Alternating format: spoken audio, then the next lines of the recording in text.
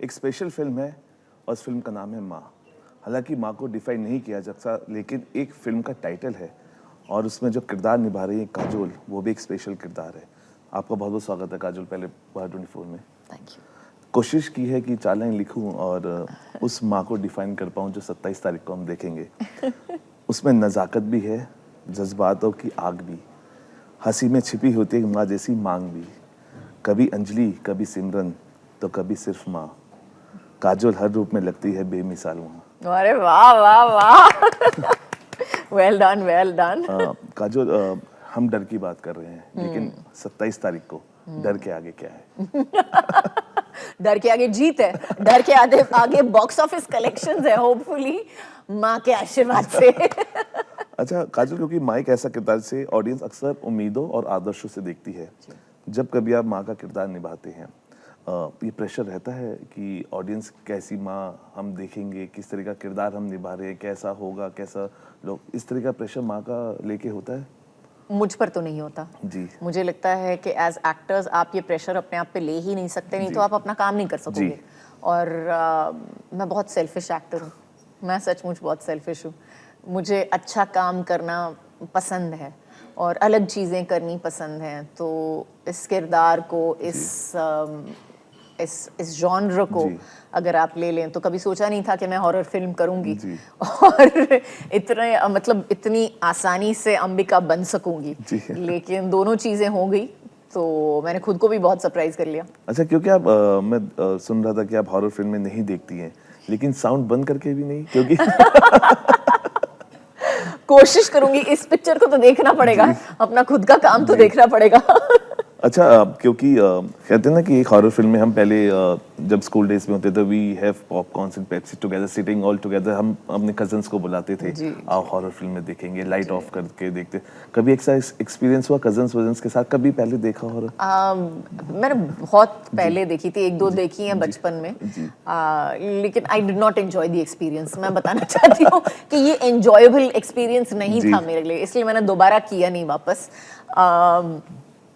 हम जब बचपन में एक दूसरे को डराते थे, तो हमें एक दूसरे को कहानियां बता के डराते थे, लाइट बंद करके या आग के सामने, जहाँ पे हमको पता है कि you know as it is थोड़ा सा डरावना जो है माहौल बन गया है। और हाँ, और मैं ही ज़्यादातर कहानियां बताती थी, मिर्ची मसाला लगा के पूरा।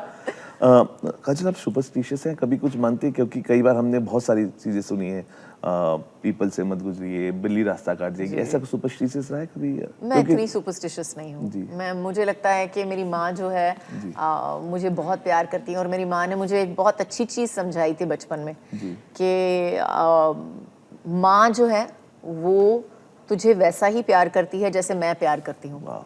तो अगर बुलावा देना है तो आप कहीं पे भी हो वो सुन लेगी, अगर मांगना है तो कुछ भी मांग सकते हो, अगर माफ़ी मांगनी है तो दिल से मांगोगे तो माँ ज़रूर आपको माफ़ कर देगी। तो मेरा रिश्ता जो है माँ के साथ हमेशा बहुत ही अच्छा रहा है।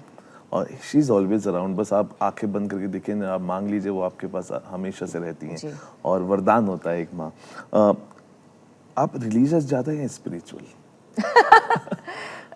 दोनों हूँ। स्पिरिचुअल अ लिटिल मोर, लेकिन मुझे लगता है कि रिलीजन जो होता है, आप वो स्पिरिचुअल, ताकि आप स्पिरिचुअल बन सकें, इसीलिए रिलीजन के का यू नो रिलीजन को यूज़ करते हो, मुझे लगता है, ताकि आप जैसे कहते हैं ना कि ये करके आप भगवान ढूंढ सकते हो। जी बिल्कुल। तो आप, क्योंकि आप खुद एक माँ, शूटिंग के दौरान क्या कभी ऐसा लगा पर्दे की माँ और असल जिंदगी की माँ एक हो गई है? पर्दे की अंबिका जो है, जो किरदार का नाम है, बहुत ही फियर्स मदर है, बहुत ही प्रोटेक्टिव भी है, और कहीं ना कहीं अंबिका में एक स्टबर्ननेस है, एक जिद है जो मुझे बहुत पसंद आई, जो मुझे सचमुच बहुत पसंद आई। और एक जिद है कि जो भी हो जाए, मैं मतलब टकरा जाऊंगी, भगवान से टकरा जाऊंगी, लेकिन मुझे अपनी बेटी को तो बचाना है, जो भी हो जाए। अच्छा, एक माँ का जो प्यार है वो निस्वार्थ होता है काजोल। इस फिल्म में आपको माँ की जो डेफिनेशन नए सिरे से समझने का कोई मौका दिया? ये एक नए सिरा नहीं है, मुझे लगता है कि ये हर इंसान का बेसिक इंस्टिंक्ट है। मुझे ये सिर्फ माँ का नहीं कहूँगी मैं, ये माँ और एक पेरेंट जो जी। होता है, हर पेरेंट का बेसिक इंस्टिंक्ट होता है अपने बच्चे की तरफ जी। कि जो भी करना है, जो भी करना ज़रूरी है वो आप करोगे अपने बच्चे के बचाव के लिए। जी। और ये एक बहुत ही बेसिक इंस्टिंक्ट है। आप अगर जानवरों को भी देख लो जी, तो बिल्कुल। बोलते हैं ना, जंगल में अगर आप जाते हो तो मतलब बच्चों के पास मत जाना, जो भी हो जाए, क्योंकि दोनों जो है उनके माँ बाप आएंगे और आपको खा जाएंगे। कई बार काजल, हम अपनी माँ को समझ नहीं पाते, जब समझते हैं देरी हो जाती है, कई बार ऐसी कब वक्त नहीं दे पाते हैं, कभी हम उनके साथ वक्त बिताते हैं। क्या इस भावना को किसी फिल्म में महसूस किया?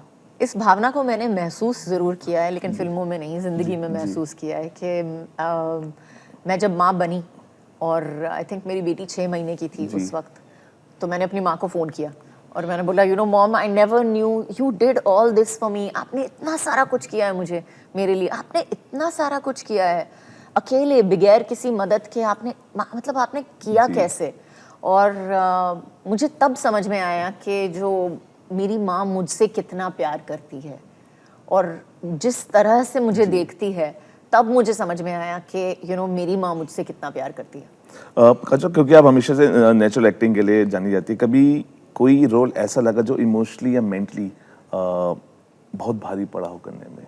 कुछ मोमेंट्स ऐसे थे कुछ फिल्मों में, लेकिन आई थिंक सबसे हैवी पिक्चर मैंने जो की है इमोशनली, जो मेरे लिए बहुत हैवी थी उस वक्त, इज़ उधार की ज़िंदगी। जी। जो मैंने आई थिंक मैं 18 साल की थी उस वक्त, जब मैंने की थी, 17 या 18 साल की थी। और उस वक्त मुझे इतनी हैवी लगी वो फिल्म कि मैंने अपनी माँ को बोल दिया है, सर इसके बाद मैं पिक्चरें जो है, मैं रोना नहीं चाहती फिल्म में, मैं रो सकती नहीं पिक्चर में। और जो भी करना है मुझे, मतलब हंसी मजाक करना है मुझे, ये 2 गाने और 4 सीन वाली फिल्में करनी है जहाँ पे मुझे सोचना नहीं पड़े, मुझे रोना नहीं पड़े, मुझे कोशिश नहीं करनी पड़ेगी। तो हाँ, तो वो एक फिल्म थी जो मुझे लगा कि मैंने मतलब अपने आप को पूरी तरह से ख़त्म कर दिया था उसके लिए। ऐसा काजल, क्योंकि आपने कई दशक देखे हैं इंडस्ट्री के, सबसे ज़्यादा जो बदलाव है किस चीज़ में महसूस हुआ, कंटेंट, स्टार सिस्टम या ऑडियंस के बीच की सोच में? I think star system. Content मुझे लगता है ज़्यादातर सेम ही रहा है। हमारी जॉनर तो वही है जो हम बनाते आ रहे हैं इतने सालों से, वही है, एक्शन, कॉमेडी, ड्रामा और अभी हॉरर। तो अभी mythology horror. That's a good combo also. Yes, it's a fabulous combo. तो कंटेंट मुझे लगता है, जॉनर तो उतने ही हैं, ऑडियंस मुझे लगता है बिल्कुल बदल गई है। और वो I have to credit to OTT and social media also, क्योंकि कहीं ना कहीं उसने मतलब पूरे दुनिया को एक कर दिया है। जहाँ पे हम भाषाओं से डिवाइडेड थे कि हम एक भाषा की पिक्चर, अगर हमें एक भाषा आती है तो हमें दूसरी भाषा की पिक्चर देख नहीं पाते थे। तो उसकी वजह से हम शायद आई थिंक दुनिया की हर जगह की अलग सोच होती है, तो ये सोच जो होता है हमारी फिल्मों में दिखाई देती है। तो I think that's one reason where we all came together as a platform. But I think the biggest thing is, I've said this बहुत बार बोला है, लेकिन मैं बोल देती हूँ अभी, लेकिन मुझे लगता है कि आज के ज़माने में स्टार्स जैसे हुआ करते थे बिफोर सोशल मीडिया, वो आज के ज़माने में उनका बहुत डाइल्यूट हो गए। काजल, क्योंकि सोशल मीडिया की बात हमने की है, सोशल मीडिया का प्रेशर इन दिनों जो हम स्टार्स देख रहे हैं, चाहे वो टीवी हो, OTT हो, बॉलीवुड पे, सोशल मीडिया का प्रेशर अभी महसूस होता है उनको? ज़्यादातर अगर आप लोगों को देखो तो जो सोशल मीडिया के टाइम पे आए हैं, उनके लिए सोशल मीडिया बहुत बहुत ज़रूरी है। उनको लगता है कि वो मतलब उनके बगैर रह नहीं सकते, और सही बात भी है। काफ़ी जो है काम भी वहाँ से मिलता है, काम से जुड़ा है बिल्कुल। तो लेकिन I think for a person like me, because शायद मेरी पिक्चरें सोशल मीडिया से पहले आई थी, काफ़ी पिक्चरें मेरी सोशल मीडिया से पहले आई थी, तो I think because of that it's मेरे लिए सोशल मीडिया ज़रूरी है बिल्कुल। लेकिन मुझे लगता है, ये मैं अपना ओपिनियन बता रही हूँ, कि इतना ज़रूरी नहीं लगता मुझे। मतलब बहुत, मतलब मैं मर जाऊंगी अगर मैं पोस्ट नहीं करूँगी तो नहीं हो रहा है। So you're not fond of seeing reels and all because हम आजकल हर जगह देख रहे हैं we are divided by family also. एक बच्चा दूसरी कमरे में है, एक दूसरा है. हम मिस करते हैं वो टाइमिंग जो हम शायद एक साथ बैठ के पहले हुआ करती थी. मैं इतना सोशल मीडिया पे नहीं बैठती हूँ. मैं किताबें पढ़ती रहती हूँ और हाँ, मैं ज़्यादातर किताबें ही पढ़ती रहती हूँ. अच्छा, जो सफलता और बैलेंस में क्या डिफरेंस आपको लगता है? सफलता और बैलेंस, सक्सेस एंड बैलेंस में क्या आपको लगता है? बहुत बहुत अंतर है. मुझे लगता है success is never ending, correct, but balance can be achieved. Balance जो है आपकी ज़िंदगी में बहुत ज़रूरी होता है. मानसिक बैलेंस होता है, एक मेंटल बैलेंस होता है. दोनों चीज़ें बहुत ज़रूरी होती है. और सफलता जो है वो कहीं ना कहीं अगर आप उसके पीछे भागते रहो तो ये दोनों ही चीज़ें बैलेंस नहीं हो सकती. क्योंकि आप हमेशा से ही ना बहुत रियल आंसर्स देते तो क्वेश्चन पूछने का बार बार मन करता है. कभी ऐसा लगा सुपर हिट फिल्म करने के बाद भी सेटिस्फेक्शन नहीं मिला काजोल आपको? एक दो बार लगा है जी. एक दो बार लगा है, लेकिन मैं इतना कहूँगी कि वो एक दो बार लगा है कि कहीं ना कहीं जिस तरह से किरदार दिखाया गया है शायद पूरी तरह से जस्टिफाई नहीं किया है उसको. लेकिन मेरी कोशिश में कोई कमी नहीं थी और मैं उसके साथ खुश हूँ. अच्छा, कभी क्योंकि अजीत सर के साथ आपने फिल्में की और बहुत सारे एक्सपेरिमेंट्स अब भी हो सकते हैं बिकॉज हम इतने फॉरवर्ड हो चुके हैं, लेकिन क्या आपको लगता है कि अभी एक्सपेरिमेंट्स के ज़्यादा आपको लगता है कि उनको घर पर ही डायरेक्ट किया जाए? मैं कहूँगी कि एक्सपेरिमेंट बहुत अच्छी चीज़ होती है. बिल्कुल. और आज के ज़माने में आप कुछ भी कर सकते हो. जी. तो let's see. Because we have gone through अभी बहुत सारे माइथोलॉजिकल चीज़ों को हम देख रहे हैं, चाहे OTT हो, फिल्म्स हो, क्योंकि सारी कहानियाँ महाभारत और रामायण से निकल के आती हैं. और आप बहुत क्लोज हैं इन दोनों चीज़ों के, क्योंकि आपको पढ़ने का शौक है सबसे ज़्यादा माइथो. कोई एक ऐसा किरदार आपको लगता है माइथो का जो जिसके अंदर जिसको आप खुद निभाना चाहती हैं पर्दे पे? I don't know. If Ravan was a woman, I would have played her. लेकिन मुझे लगता है कि अगर रावण एक औरत होती तो डेफिनेटली लंका नहीं जलती. अच्छा काजोल, आखिरी दो सवाल, क्योंकि आज भी क्योंकि जो मैंने पढ़ा और आई वुड लव कि कहते हैं ना कि आपको हमेशा बड़ों के साथ बैठना चाहिए. You have always roam with elder friends आपके रहे हैं. क्या आज भी उनको आप इनवाइट, क्योंकि बहुत सारे फ्रेंड्स होंगे, उनको माँ के लिए इनविटेशन जाएगा, क्या वो आपकी इस माँ को बैठ के आपके साथ देखेंगे? I hope so. मैंने बुलाया तो है, अभी देखते हैं. I hope so. अगर मेरे साथ नहीं बैठेंगे तो ज़रूर फिल्म ज़रूर देखेंगे, लेकिन वो मुझे भरोसा है अपने दोस्तों पर. मैं जानना चाहता हूँ कि काजोल अभी क्या अच्छा बना लेती है. काजोल एक कहानी अच्छी बताती है वाह. और तड़का और मसाला लगा के बनाती है.